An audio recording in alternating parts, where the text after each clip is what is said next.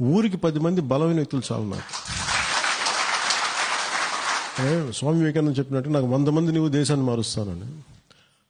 మనం అంత పెద్ద మాటలు మనం మాట్లాడకూడదు కాబట్టి నేను కనీసం ఒక 10 మంది, నా ఊరి కోసం 10 మంది, నా ఊరి కోసం నేను, ఇట్లాగా ఒక 10 మంది, ఒక వార్డుకి 10 మంది, ఇట్లాగా ఫస్ట్ మనం దాంతో ఐడెంటిఫై చేసుకొని చాలా లేయర్డ్ మెంబర్షిప్ చేద్దాం. లక్షల మంది మనకొద్దు, లక్షల మంది వల్ల ప్రయోజనం రాదు.